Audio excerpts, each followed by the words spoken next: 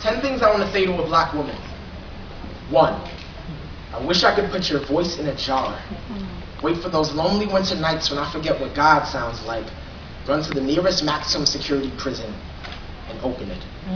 Watch the notes bounce off the walls like ricochet bullets, etching keyholes into the sternums of every brother in the room. Skeletons opening rose blossom beautiful to remind you that the way to a black man's heart is not through his stomach. It is through the heaven in your hello. Wow. The echo of unborn galaxies that pounces forth from your vocal cords and melts ice grills into oceans, baptizing our lips until harsh words fade from our memories, and we forget why we stopped calling you divine in the first place, too. When I was born, my mother's smile was so bright it knocked the air from my lungs, and I haven't been able to breathe right since. And something about the way light dances off of your teeth. The way the moon gets jealous when you mock her crescent figure with the shape of your mouth.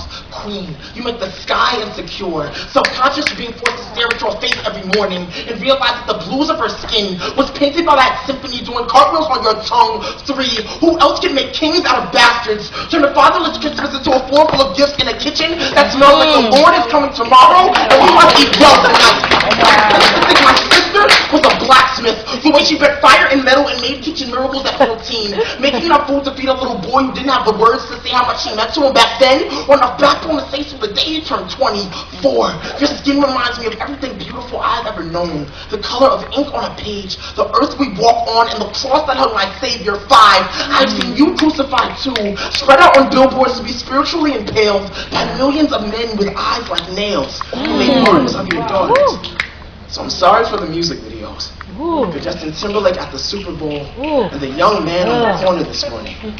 Made you want to shed your flesh and become invisible. Never doubt.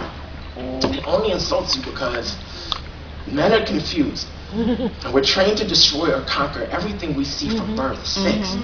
If I ever see Don Imus in public, I'll punch him in the face. 1 time. For every member of the Rutgers and Tennessee women's basketball teams, then I'll show him a picture of Felicia Rashad, Asada Shakur, Eartha Kitt, my mother, my grandmother, and my 7-year-old niece, who's got eyes like fire bombs, and then dare him to tell me that black women are only beautiful in one shade of skin. 7. You are like a sunrise in a nation at war. You remind people that there is always something worth waking up to. 8. When we are married, I will cook. And wherever else it takes to let you know that traditional gender roles have no place in the home we build.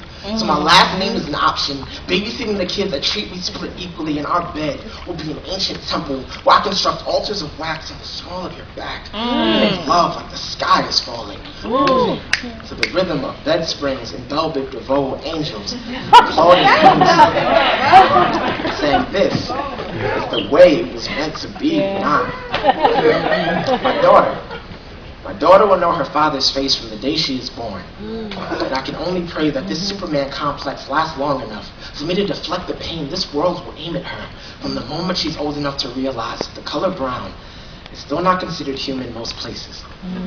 My daughter will have a smile like a wheelchair. And so even when I am at my worst, when the kryptonite of this putrid planet threatens to render me grounded, the light dancing off of her teeth will transform the shards of my broken body into heart-shaped blackbirds, taking flight on wind that reminds me of my Savior's hands, of my daughter's smile, of my mother's laugh when I was in her womb. 10.